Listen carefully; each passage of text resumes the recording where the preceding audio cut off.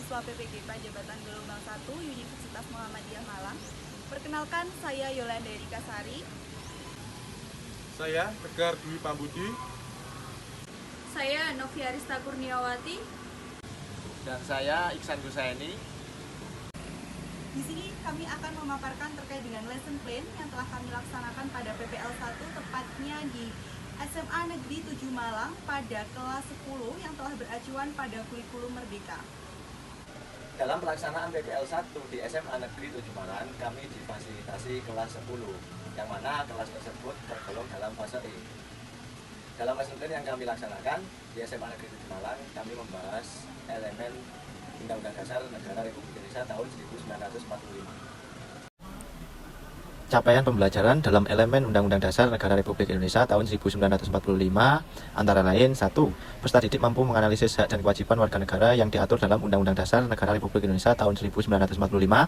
2. Peserta didik mendemonstrasikan praktik kemerdekaan berpendapat warga negara dalam era keterbukaan informasi sesuai dengan nilai-nilai Pancasila. 3. Peserta didik mampu menganalisis kasus pelanggaran hak dan pengingkaran kewajiban sebagaimana diatur dalam Undang-Undang Dasar Negara Republik Indonesia tahun 1945. Dan yang terakhir, perumusan solusi secara kreatif, kritis, dan inovatif untuk memecahkan kasus pelanggaran hak dan pengingkaran kewajiban. Tujuan pembelajaran dari materi ini agar peserta didik mampu menelaah kasus pengingkaran kewajiban yang telah diatur dalam Undang-Undang Dasar Negara Republik Indonesia tahun 1945. Kemudian dari tujuan pembelajaran tersebut, kami jabarkan menjadi indikator pencapaian tujuan pembelajaran. Yang pertama, peserta didik mampu menelaah kasus pengingkaran kewajiban yang telah diatur dalam Undang-Undang Dasar Negara Republik Indonesia tahun 1945. Yang kedua, peserta didik mampu menjelaskan kasus pengingkaran kewajiban yang telah diatur dalam Undang-Undang Dasar Negara Republik Indonesia tahun 1945.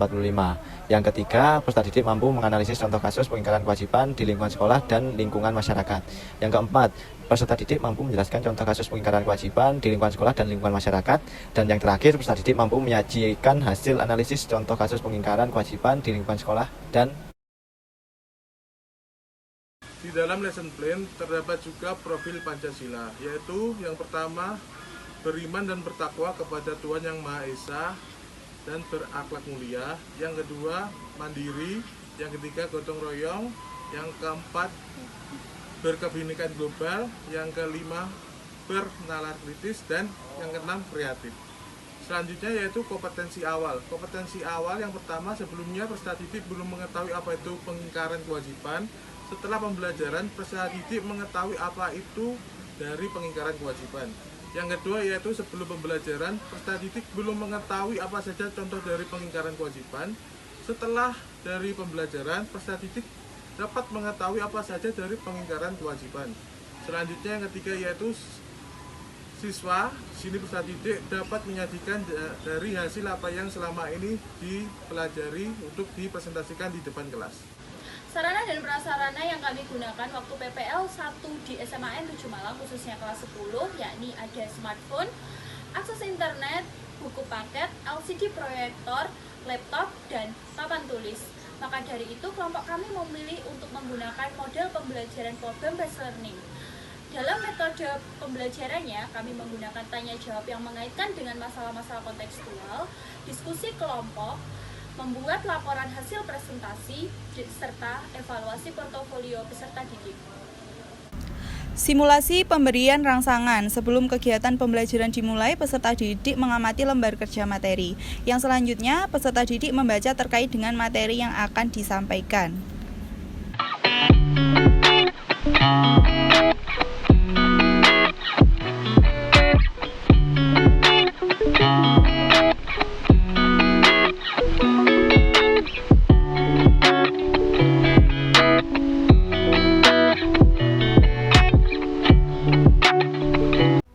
kemudian mengorientasikan peserta didik pada masalah melalui berpikir kritis dengan mengajukan pertanyaan pematik sebagai berikut.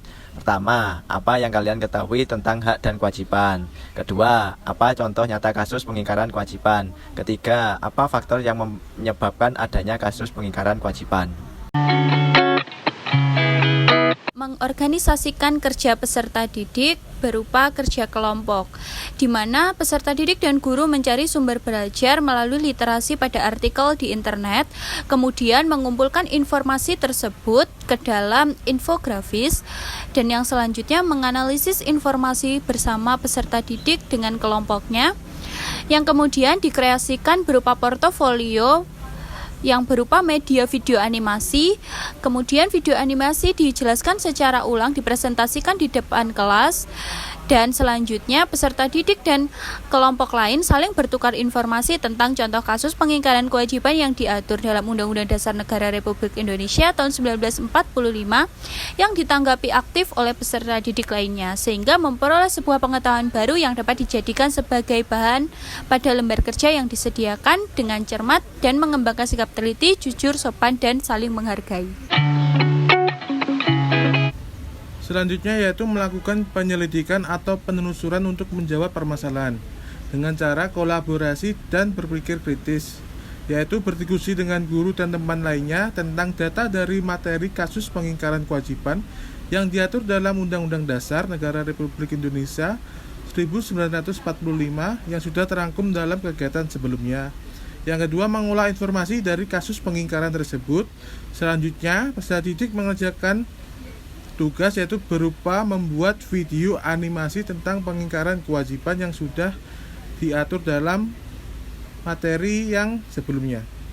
Yang selanjutnya yaitu menyusun hasil karya. Di sini peserta didik menyusun hasil karya yang pertama dengan cara berkomunikasi. Peserta didik beserta kelompok menyusun hasil karya dengan cara yang pertama menyampaikan data hasil mengenai contoh kasus pengingkaran kewajiban. Yang kedua, menjelaskan hasil karya secara berkelompok tentang materi. Yang ketiga, mengemukakan pendapat atas penjelasan yang dilakukan tentang materi contoh kasus tersebut. Yang keempat, bertanya atas penjelasan tentang materi tersebut. Yang kedua yaitu ada kreativitas.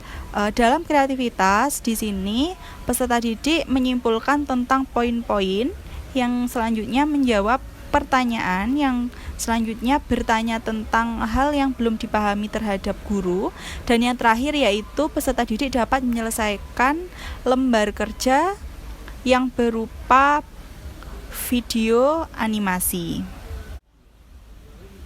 Selanjutnya yaitu melakukan evaluasi, refleksi proses, dan hasil penyelesaian masalah. Yang pertama, guru memberikan apresiasi dan penghargaan atas hasil kerja peserta didik, sekaligus memberikan penguatan materi kepada peserta didik. Yang kedua, guru menyimpulkan hasil kerja peserta didik dengan penekanan pada jawaban yang sesuai dengan materi pada saat presentasi. Dan yang terakhir, guru memberikan pertanyaan refleksi kepada peserta didik. Misalnya, apakah kegiatan hari ini menyenangkan? Apakah kesulitan dalam menyelesaikan tugas yang diberikan? Bagaimana cara kalian bekerja sama dengan teman kalian agar mendapatkan hasil penyelesaian masalah secara baik dan benar? Asesmen yang kami lakukan pada praktik pembelajaran lapangan kali ini ada dua. Yang pertama adalah asesmen formatif dan asesmen sumatif. Asesmen formatif yaitu dilakukan selama pembelajaran berlangsung untuk mengetahui sejauh mana peserta didik memahami materi yang kita sampaikan dan sebagai bahan evaluasi dalam pembelajaran kita apakah sudah sesuai atau belum.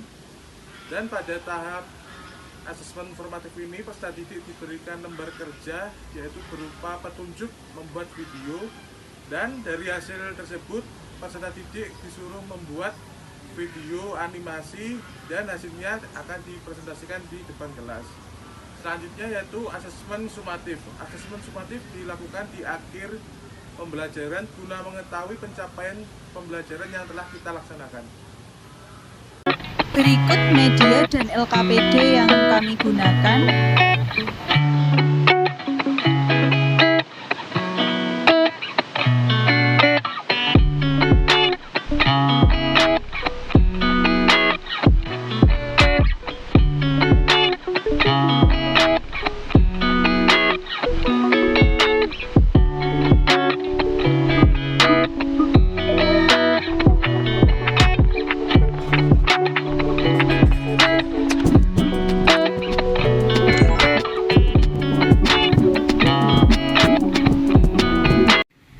Selanjutnya yaitu alat evaluasi.